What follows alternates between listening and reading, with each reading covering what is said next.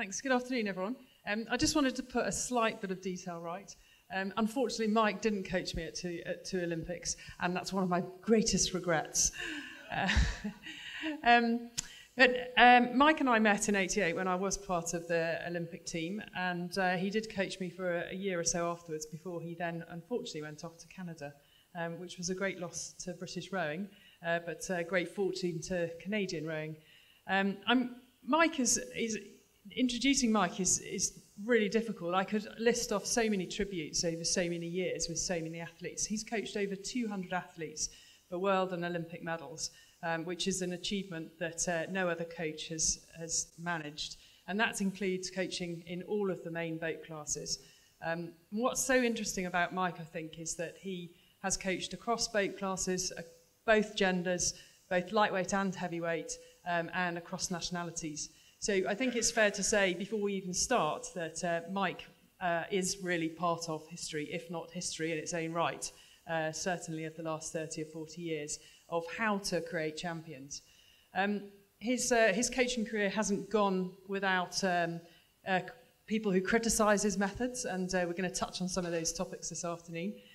So it's a great pleasure to be able to interview Mike, and I'm working with Mike on his biography at the moment, so this is helping our relationship as well in terms of knowing a bit more about him. So thank you very much. Mike, let's start with what got you into coaching, because as it's already been said, you're a phenomenal athlete in your own right. Well, Ali, it's Well, Ali, it's really nice to be interviewed by you, and had I known you thought all these things, perhaps I would have been very different in my coaching of you. Or coaching.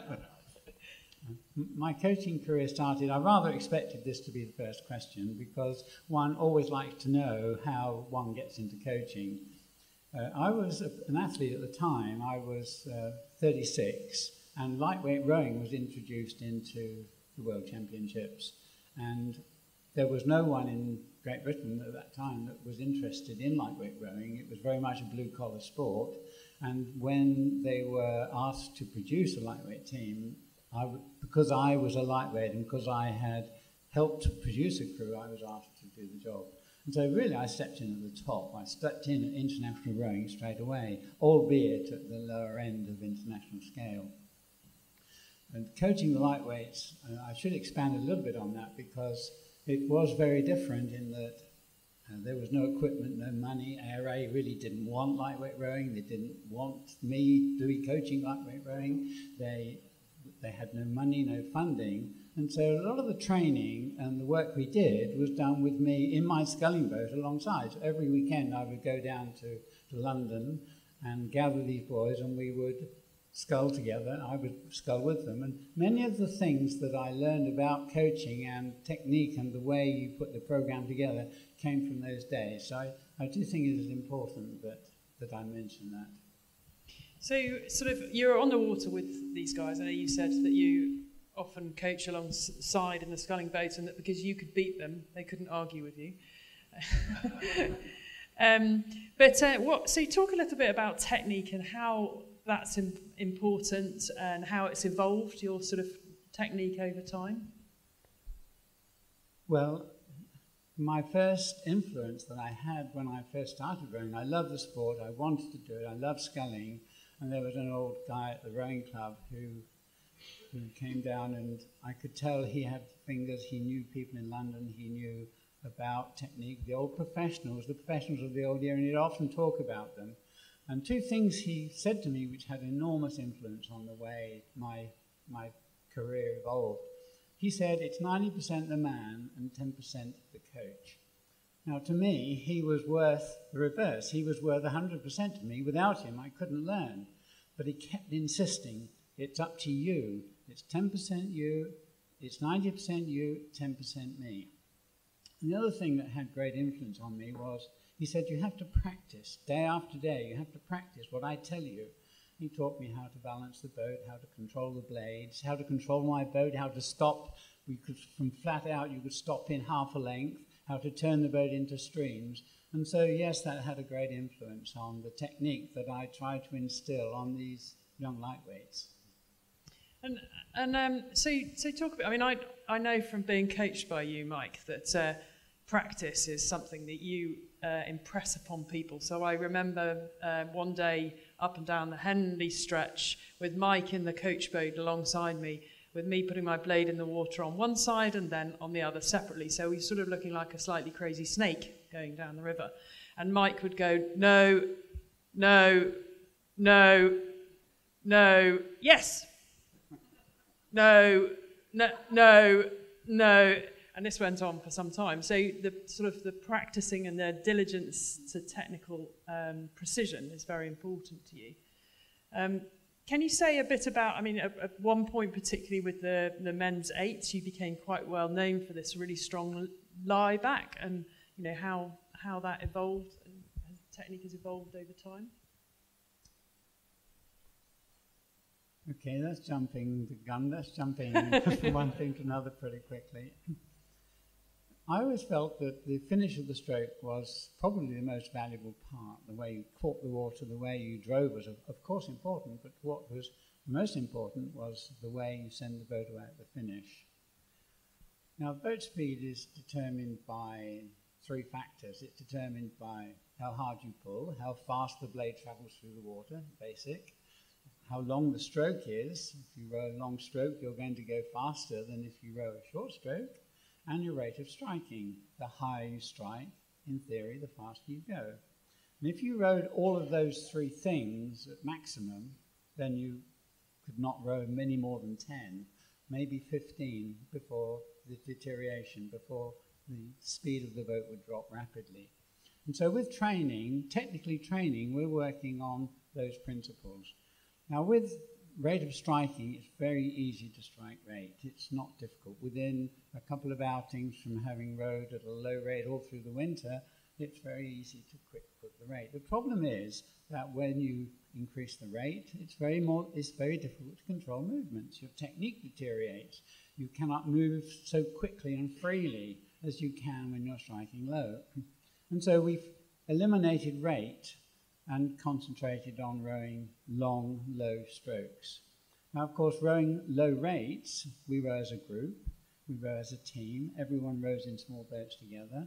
And so when you're rowing at long strokes and controlling the rate, making everyone row the same rate, like 18 or 16 or 20 or 22, then your strength evolves, but it's moving slower, you get stronger, and so your strokes become more efficient. You get longer strokes and more power strokes.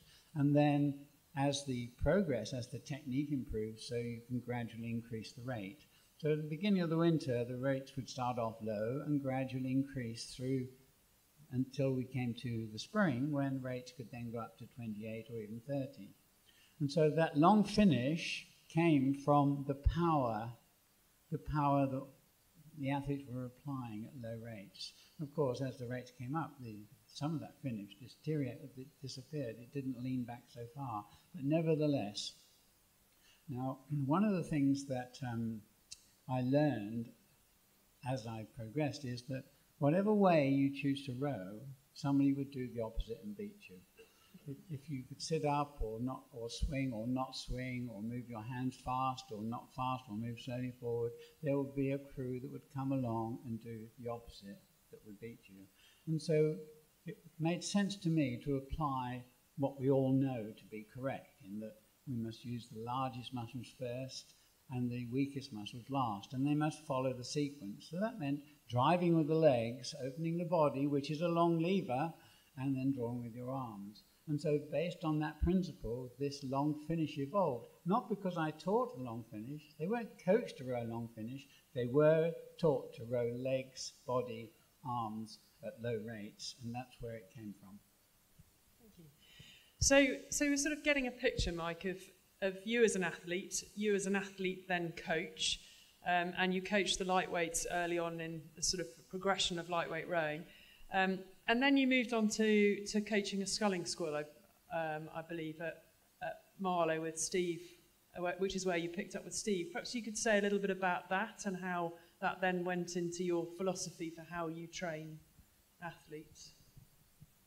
While I was coaching the lightweight 8, the sculling quad, which was training also on the tideway, would come along and row alongside us when we rode an 8. Partway through the winter, I was able to repair a boat from London University. They allowed us to use it because I was able to repair it, and we did use it for 2 or 3 months through the winter. And when we went out in that boat, alongside us came the British quad. The quad were in disarray. It was not very well organised at the time, and asked me to look after them. The quad then moved up and got to the final in the World Championships, and as a result of that, the Rowing Association asked me to take on sculling. At the same time, Chris Bailey and Mike Hart in the double needed technical assistance. They needed help to raise their game. They had finished 3 times third. They needed to improve, and they came to me for technique. And so, as sculling coach, I'm now coaching a group of scullers and Bailey and Hart. Bailey and Hart then moved up to silver and then won the World Championships the following year. What I found is that the better athletes went into the national team. They had a trial. The coach took the leaders of the trial into the team, and the athletes that were left over then turned to sculling. And the only way I could see that we could develop sculling would be to start from the bottom, to start with young boys. Rowing Association wouldn't support it, wouldn't help me with this, so I went to Leander Club, who then did. But at this point, I started a group of young boys, and Stephen Redgrave was one of those young boys. And they came along, and my house is by the river. They rowed from my house, and I had 6 to 8 boys that rowed with me from my home, of which Stephen was one. He wanted to be a sculler. He set out to be a sculler. He tried to be a sculler, and when he was not making the standard that was necessary, I changed him into a pair, and then he became very successful. He then won the pair many times. And what's the crux to coaching someone like Steve in terms of getting them to train hard? And well, of course, young boys are very enthusiastic in the first few years, and they work and train very hard, and then you have the problem in how you motivate them to carry on at those higher levels. When motivation is created by performance, how you perform motivates you, and if you're not performing, it's very difficult to motivate. So the idea is to gain performance. Well, the way that Steve was to gain his performance was in the pair, where he was very successful, very efficient, very effective, and then he won World Championships and then Olympic medals in the pair. So Mike, over time, I think it's fair to say that you have a reputation for being a coach that trains their athletes very hard. So I wondered if you could say a little bit about how, when you start with a team, how do you go about deciding what the program is and sort of working up the levels of training? I kind of figured that question would come from the audience. Yes, athletes have complained. Yes, that the standard of the higher training level is too much for them. Athletes have come in, but let me just explain first that everyone who comes and has trained with me since I started did so because they wanted to. They were not forced to come. They came because they wanted to be here. And yes, there were some athletes that worked very hard, trained very hard, reached a high standard, and made a name for themselves. And there are others that found the program hard, avoided the work, and made a name for themselves by complaining. What is irritating with that? What is irritating about that is the people that listen to them, they don't understand, they don't know what it takes to win, and yet they're prepared to support them and give them a platform to voice their complaints. I'll expand on it a bit more. When I went to Canada, the majority of oarsmen were in Toronto, in Ontario. I wanted to be where I could train better, and I chose to go to Vancouver Island, which is 5,000 miles away. And we went to Vancouver Island. We had no facility. Our boats were kept in a bit of waste ground outside, but it was where we could train. And a similar situation when I went to USA. USA wanted me to go to Boston, to New York area, where all the athletes were. I said, no, I want to go where the best training water is. So I went to San Diego.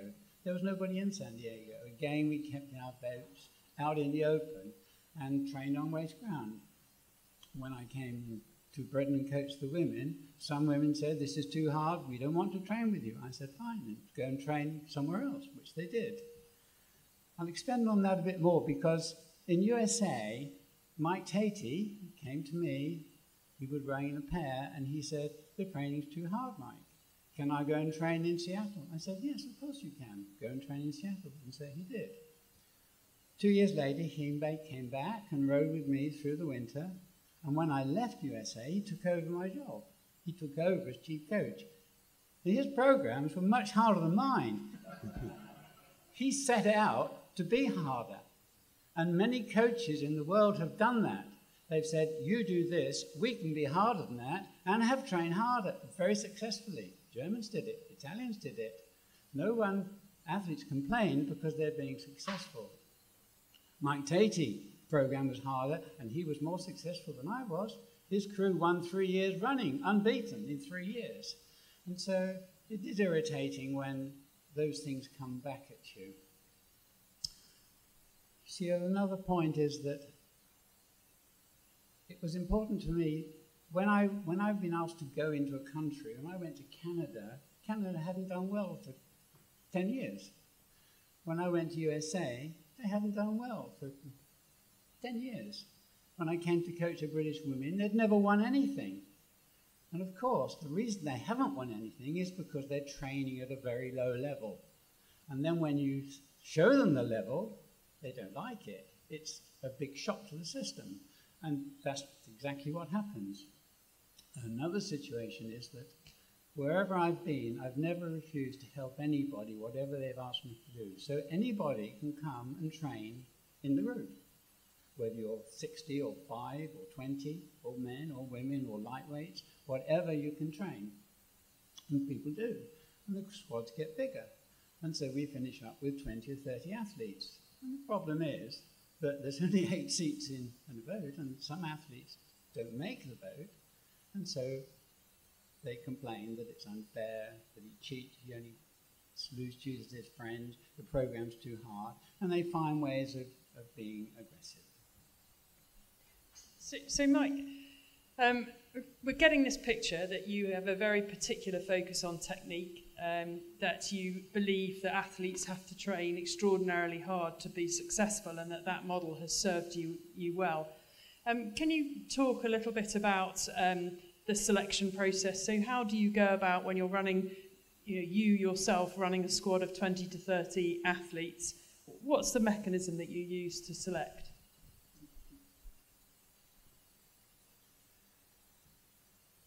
Okay, athletes who have not made a team will say you're favoured, you've chosen your friends, you've not been fair with selection. One of the reasons for allowing anyone to join in and train with us is that everyone had that opportunity. And similarly, I went to Canada, and the first regatta I went to, or the first event I went to, was selection for the under-23 Canadian Olympic team, under-23 team.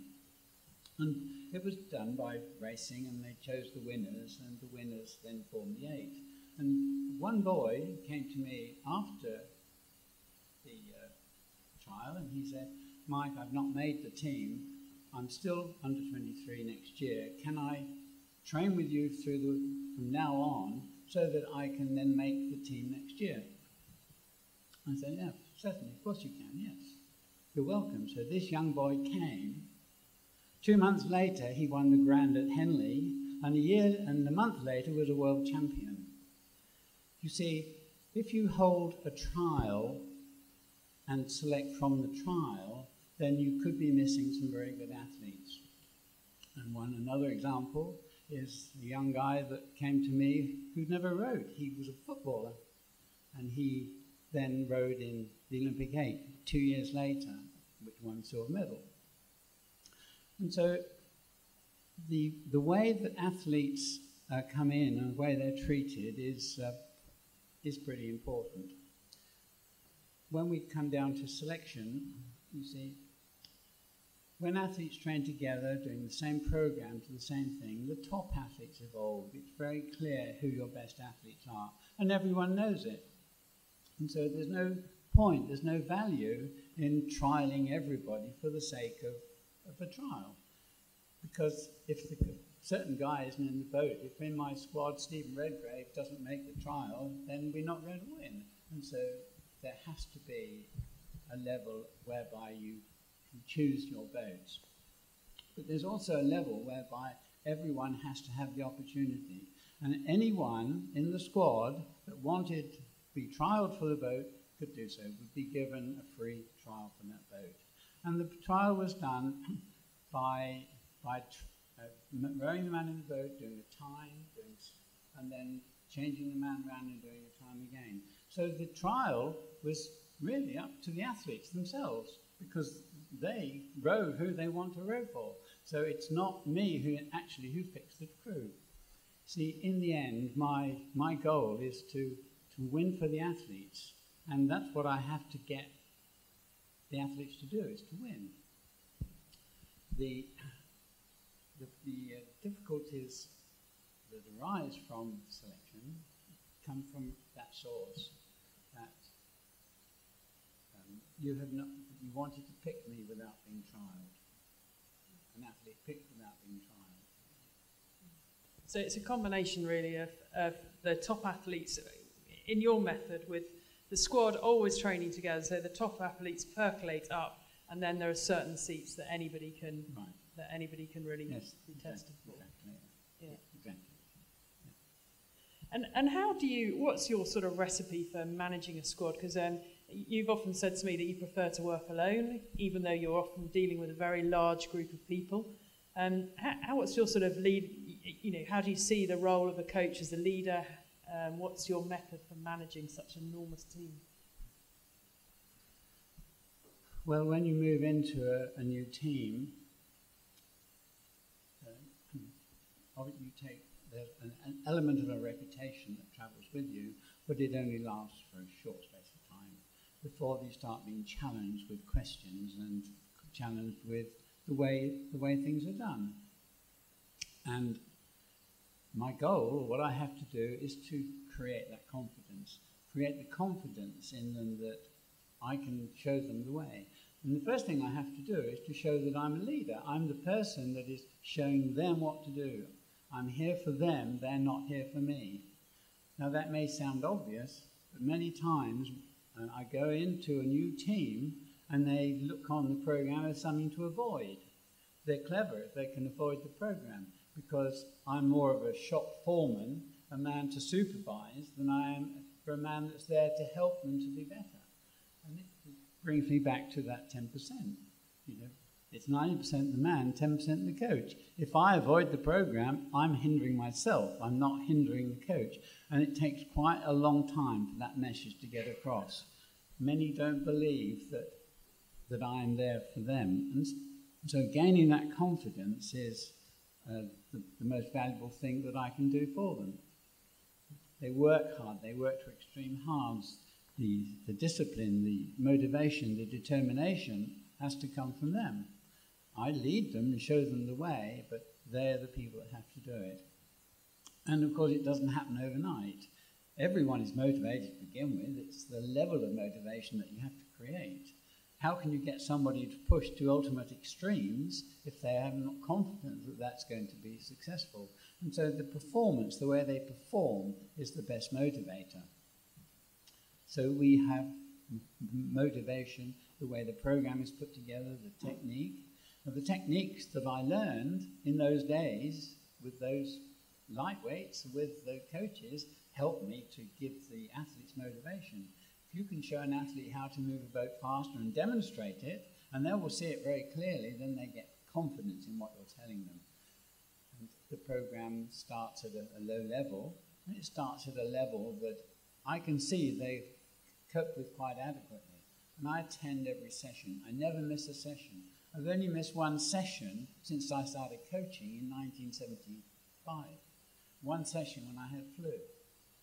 So I watch and observe them every session. They know I'm observing them, they know I'm watching them, and they respond beneficially because they know that I'm there.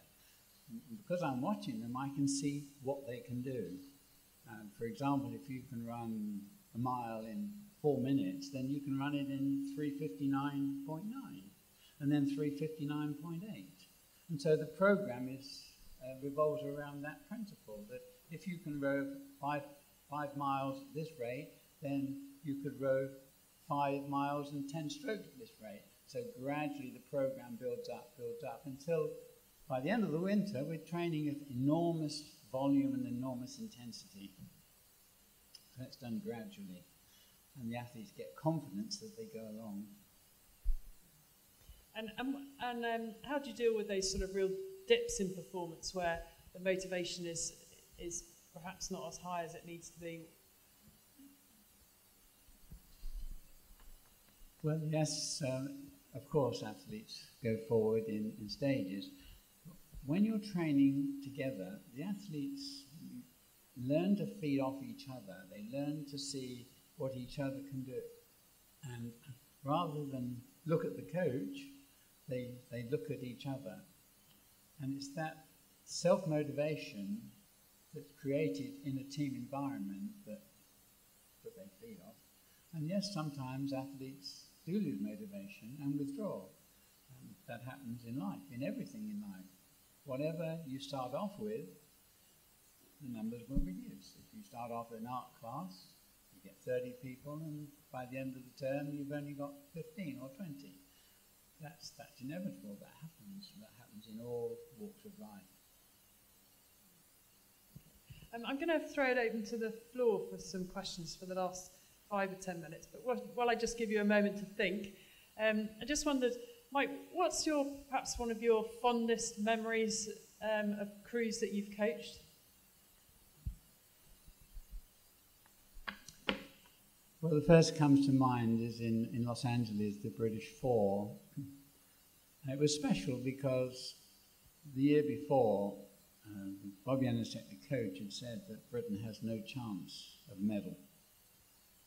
Britain hadn't won a gold medal since '48. And so when the crew won, that was pretty special. It was not quite exciting because I expected them to win. I was pretty confident they would win. And so whilst it is special, it didn't have quite the same excitement. In Barcelona, the Canadian 8, whilst I knew they would make the podium, I wasn't expecting them to win.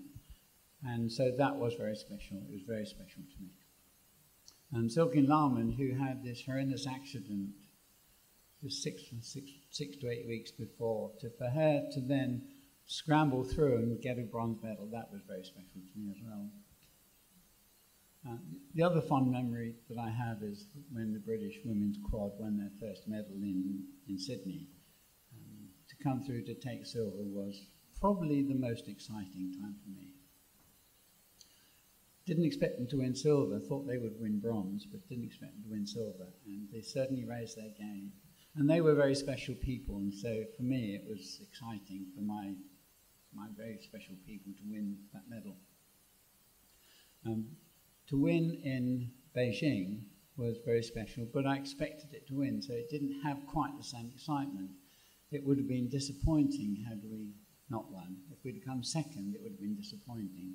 So it's not quite the same excitement that I got out of those British girls. Questions from the floor?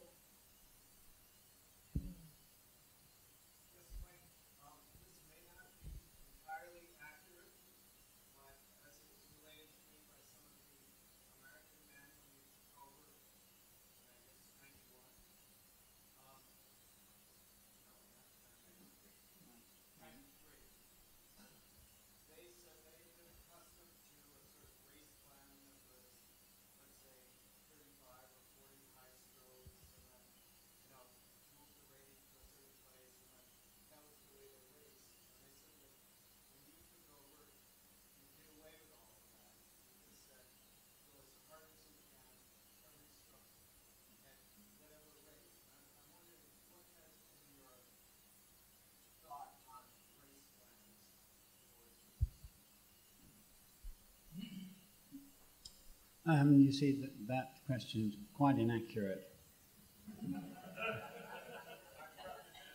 Perhaps you could give You see, the normal race plan would be, I'm talking about a normal coach, would be that you would push at 500, maybe another push at 750 or 1500. That would be a plan. You could.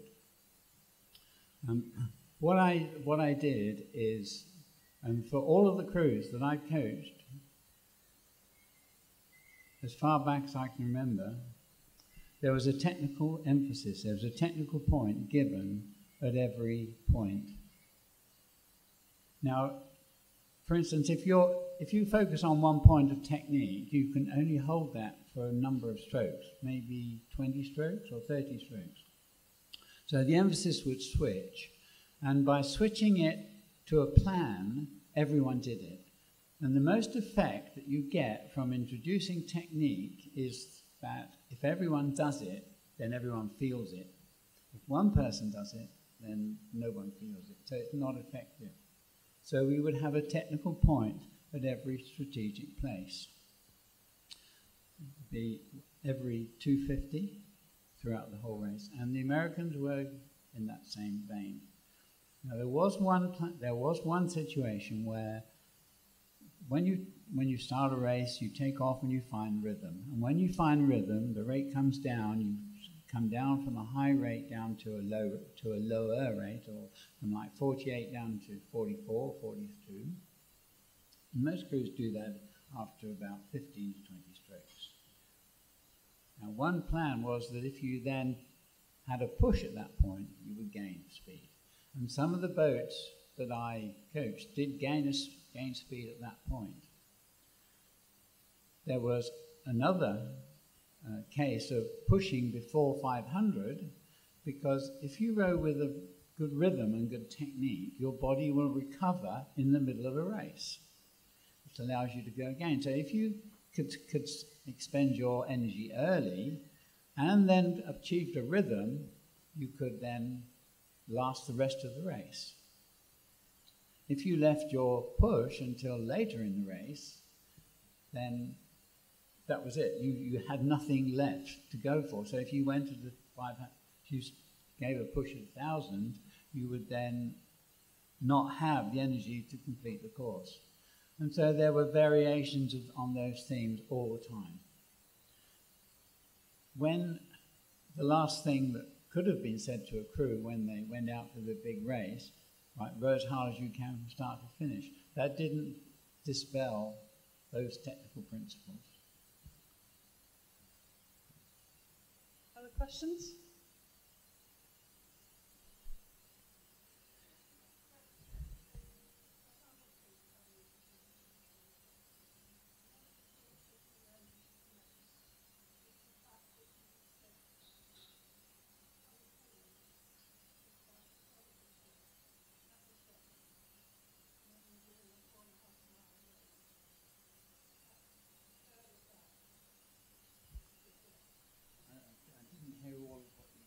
She was talking about the fact that part of your technical coaching, as relayed by her son, was about the importance of the rest phase forwards. And therefore, if you're rowing, if that is a third of the stroke, then if you're rowing a 4-mile race, actually a third of it is rest. Which seems like a nice concept, having rowed a few 4-mile races. Don't know if you remember. Of course, rhythm and time forward and resting your body between strokes was a very important part of technique. And yes, certainly I would support what you said.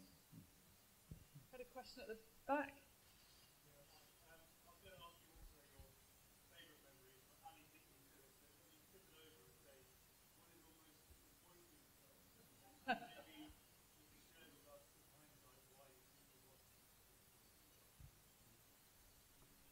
The most disappointing result was the American 8 in Atlanta.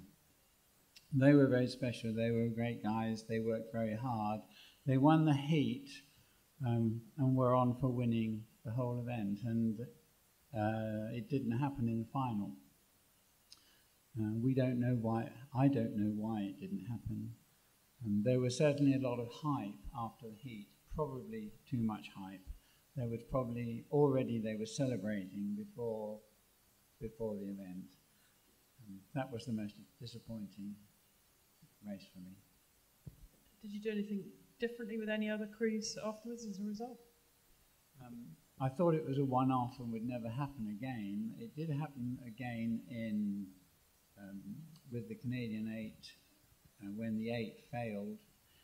But there were circumstances leading up to that. The stroke injured his shoulder and we couldn't row the 8 for several days before that race. Again, the 8 were favourites to win in Sydney and then failed in the final. So that was disappointing also, but it was not unexpected in the circumstances. The American 8 was totally unexpected. Okay, we've got time for one final question then.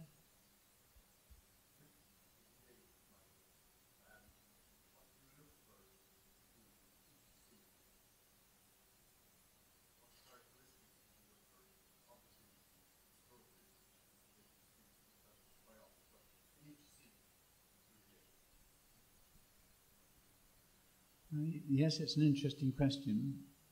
You see, when you have a squad and you're training that squad through a period, you get to know them all very well because you're watching them with them every day and you know their characteristics and what they're capable of. And based on what you see and their characteristic is how a coach decides what boats to go for. And with skills, training skills, the techniques that I had acquired, I felt very more confident with coaching an 8. I felt I could give the crew an advantage with an 8.